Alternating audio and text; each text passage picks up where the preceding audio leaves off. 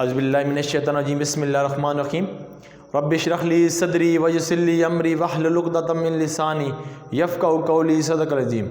It is my pleasure to share some knowledge of the subject known as economics. My name is Sir Tahir. Dear student, जैसे कि आपको पता है कि हमने कॉमर्स के स्टूडेंट के लिए लेक्चर्स स्टार्ट की गई, जिसके अंदर मैथ, इकनॉमिक्स, अकाउंटिंग को मौजूद गुफ्तगू बनाया गया। आज अल्लाह करम और फजल से हमने जो MA इकनॉमिक्स कर रहे हैं या BCom कर रहे हैं उनके स्टूडेंट के लिए मोस्ट इंपॉर्टेंट लेक्चर आज हम लेके आए हैं न्यूमेरिकल के लिहाज से, क्योंकि जो प्रीवियस पेपर्स हुए हैं उसके अंदर से ये न्यूमेरिकल निकालने आपके लिए कि बच्चों को न्यूमेरिकल में प्रॉब्लम होती है। तो आज इंशाल्लाह हम इस लेक्चर के अंदर न्यूमेरिकल को इंशाल्लाह करेंगे, 2 न्यूमेरिकल इंशाल्लाह हम इस लेक्चर के अंदर डिस्कस करेंगे। अगर मैं चलता हूँ अपने क्वेश्चन न्यूमेरिकल की तरफ, पहला न्यूमेरिकल है इलास्टिसिटी ऑफ डिमांड का न्यूमेरिकल है। A consumer purchase 80 units of the goods at per unit है 4 units with price fall in he purchase 100 units. वो कहता है जो कंज्यूमर ने पहली जो परचेजिंग की है या बाइंग की है वो 80 यूनिट्स है और 8 यूनिट्स का जो वैल्यू है वो 4 रुपीज़ है। बताएं कि जो प्राइस है वो कितनी फॉल हुई और इसके बाद जो न्यू उसने यूनिट को परचेज़ किया है वो है 100 और फिर आपने साथ में बतानी है न्यू प्राइस को, ठीक है। और अगर चलते इलास्टिसिटी ऑफ डिमांड को हम डिस्कस किया, उसका फार्मूला लिखेंगे, उसके बाद हम जो हमें गिवन होगा हम वो फर्दर डिस्कस करते जाएंगे। अगर फार्मूले की तरफ चलूँ, गिवन से पहले मैं फार्मूला लिख दूँ आपके लिए आसानी के लिए।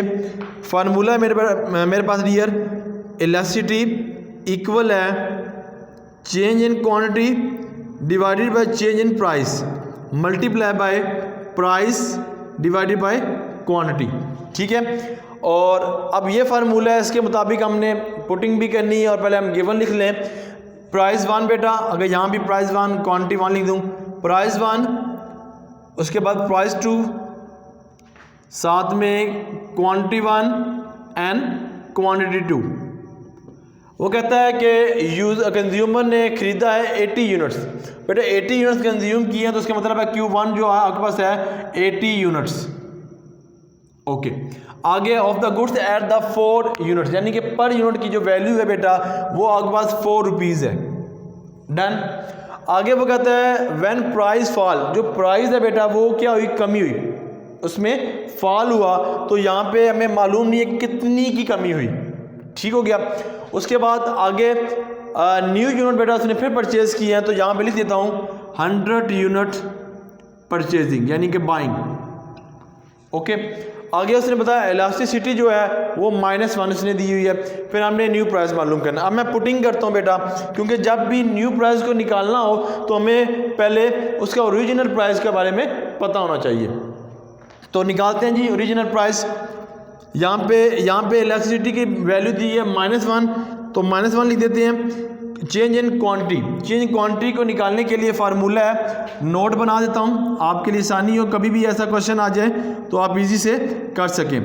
क्वांटिटी चेंज इन क्वांटिटी की फार्मूला है क्वांटिटी 2 माइनस क्वांटिटी 1, यानी कि क्वांटिटी 2 100 है और क्वांटिटी 1 है वो 80 है। इसमें से लेस करेंगे, अगर मैं लिख दूंगा कि यहाँ पे अगर लिख दूँ सिंप्लीफाई 100 माइनस 80, तो यहाँ पे कितना आएगा 20। तो यहाँ पे मैं लिख देता हूँ चेंज इन क्वांटिटी वो 20 और चेंज इन प्राइस बेटा मालूम नहीं है, मल्टीप्लाई बाय प्राइस 1 जो है वो 4 है आपके पास और क्वांटिटी 1 जो आपके पास कितनी है 80। अगर यहाँ पे कटिंग करूँ 0 काट दिया, 2 1 ज़ा 2 2 4 ज़ा 4 को 4 से कट दिया, तो आपके पास जो वैल्यू बची है वो अगर यह चेंज इन प्राइस है वो यहाँ पे अगर लिख दूँ चेंज इन प्राइस इक्वल है -1। ये जो माइनस है बेटा ये रिप्रेजेंट कर रहा है आपके पास इन्वर्स रिलेशन को। जो क्वांटिटी चेंज इन प्राइस है वो आपके पास -1 है, जो माइनस है वो रिप्रेजेंट कर रहा है क्योंकि आपके पास यहाँ पे जो प्राइस है वो फॉल हो रही है, डिमांड में क्या हो रहा है, इजाफा हो रहा है, ठीक है।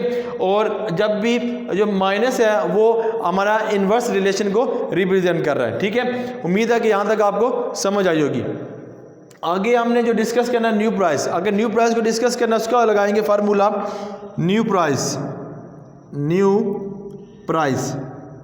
अब इसका फार्मूला है ओरिजिनल प्राइस, यानी कि ये आपके पास क्या है ओरिजिनल प्राइस, यानी कि P1 प्लस और आपके पास डेल्टा P यानी कि आप इसको डेल्टा पी भी कह लें, चेंज इन प्राइस भी कह लें, तो ये पे क्या होगा डेल्टा पी। अब ओरिजिनल प्राइस बेटा आपके पास कितना है 4 का 4 आ गया, प्लस का प्लस आ गया, और इसकी वैल्यू चेंज इन प्राइस यहाँ पे डेल्टा पी की वैल्यू है -1।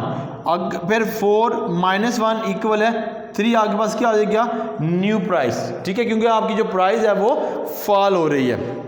उम्मीद है बेटा ये जो क्वेश्चन जो न्यूमेरिकल किया इलास्टिसिटी ऑफ डिमांड का, आपकी समातों ने ज़रूर इसको अंडरस्टैंड करता है। Let move second question.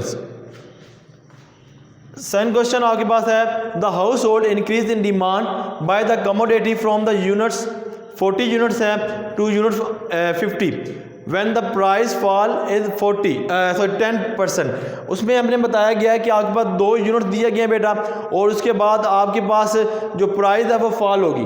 ठीक है, पहले में प्राइस हमें बताई नहीं की थी, हमने निकालनी थी। अब हमें उसने बताया हुआ जो प्राइस है बेटा वो क्या हुई फॉल हुई। अगर मैं उसके बाद उसने कहा कि आपने कैलकुलेट जो करना है वो इलास्टिसिटी को कैलकुलेट करना है। अगर मैं फार्मूला लिख दूँ बेटा मेरे लिए आसानी हो जाएगा समझाने के लिए। फार्मूला लिखने के बाद फिर हमें जो चीज़ें गिवन है वो पुट कर दें, जो नहीं गिवन है वो हम सिंपली से इसको निकाल सकते हैं फार्मूला की मदद से। तो सोल्यूशन की तरफ अगर मैं मूव करूँ, इलास्टिसिटी इक्वल है percentage change in quantity divided by percentage change in price. ठीक है बॉयज, अब आपके पास क्या है परसेंटेज चेंज इन क्वांटिटी। यहाँ पर हमारे पास क्वांटिटी है कितनी है 40 यूनिट बताएगा बेटा, दूसरा हमें बताया गया 50। अब हमने चेंज इन क्वांटिटी को डिस्कस करना। अगर मैं नोट बना दूँ आपके लिए आसान हो जाएगा। नोट में लिखूंगा मैं कि कैलकुलेट करना है परसेंटेज चेंज इन क्वांटिटी। अब क्वांटिटी को हमने डिस्कस करना है तो इसका फार्मूला बेटा होगा quantity changing quantity divided into quantity multiply by 100। Done हो गया। और इसका फार्मूला हमने प्रीवियस जो क्वेश्चन था उसके अंदर पढ़ा था, चेंज इन क्वांटिटी का फार्मूला पढ़ा था Q2 minus Q1 divided by quantity multiply by 100। यहाँ तक समझ आ रही होगी क्योंकि मैं सीक्वेंस से लिखी जा रहा, बता नहीं रहा आपको। अब Q2 बेटा कितना है, ये है 50 और वह 40। Q2 आपके पास 50 है और Q1 बेटा आपके पास है 40। और यहाँ पर जो आपके पास Q हो जाएगा वो आपके पास वैल्यू जो हो जाएगी Q1 है तो ये आपके पास हो जाएगा 40 वैल्यू। ठीक है, अगर यहाँ बेटा मैं लिख देता हूँ इलास्टिसिटी इक्वल है 50 minus 40 divided by 40 multiply by 100। यही वैल्यू जो मैंने यहाँ लिखनी कैलकुलेट की है वो मैंने यहाँ पे लिख दी। डिवाइडेड बाय बेटा आपके पास चेंज इन प्राइस है। ठीक है, जो प्राइस उन्हें बताई है वो फॉल हो रही है। ठीक है, कमी हो रही है तो कमी का हम लगा देंगे 10 के साथ -10। ठीक है बेटा, आगे चलते हैं जी। इसको सिंप्लीफाई करता हूँ। इलास्टिसिटी इक्वल है 50 में से 40 को लेस करेंगे 10 divided by 40 multiply by 100 divided by -10। अब इसको सिंप्लीफाई करेंगे, 0 से काट देंगे और 4 किससे काट देंगे, ये आपके पास जो सिंप्लीफाई करेंगे तो इसका बेटा आंसर आएगा आपके पास इलास्टिसिटी का आंसर आएगा 25।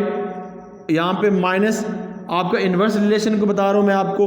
इलास्टिसिटी के अंदर एक चीज़ इंक्रीज होती है, एक चीज़ डिक्रीज होती है, तो जो माइनस आपका इन्वर्स रिलेशन को डिस्कस कर रहा है, रिप्रेजेंट कर रहा है। और 25 को 10 से डिवाइड करेंगे तो इलास्टिसिटी जो आपके पास बेटा आएगा वो आएगा -2.5। ये हमने कैलकुलेट करना था, जो हमने कैलकुलेशन के अंदर बताई गई थी, क्योंकि हमारी जो प्राइस थी बेटा फॉल हो रही थी, जो डिमांड है वो हमारी इंक्रीज हो रही है। ठीक है, और जो माइनस है वो रिप्रेजेंट करता है हमारा इनवर्स रिलेशन को। उम्मीद है बेटा जिनका ये क्वेश्चन और ये जो मेथड मैंने किया है, ये फार्मूले किए, आपकी समातों ने ज़रूर इसको अंडरस्टैंड किया होगा। तो इंशाल्लाह इसी तरह हम जो आई काम बी काम है मास्टर लेवल की जो डिग्री के लिए स्टूडेंट्स हैं उनके लिए इंशाल्लाह लेक्चर सीरीज हम इसी तरह हम बनाते जाएंगे। न्यूमेरिकल भी शुरू किए हुए साथ अल्लाह के करम और फजल से, जिस तरह हमारा टॉपिक चल रहा है। तो फर्दर जितने भी हमने टॉपिक आपको आई काम बी काम और एम काम के लिए एम इकोनॉमिक्स के लिए जो हमने लेक्चर मेरे यूट्यूब पे मौजूद हैं, उम्मीद है मैं अपने जो मकसद तक कामयाब हो चुका हूँ आपको समझाने के लिए। मेरी जो गुफ्तगू आपको अंडरस्टैंड हुई होगी। इंशाल्लाह नेक्स्ट लेक्चर में आपको नेक्स्ट लेक्चर में ज़रूर मिलेंगे। अल्लाह ताला हम सब का हामी और नासिर। अल्लाह हाफिज़।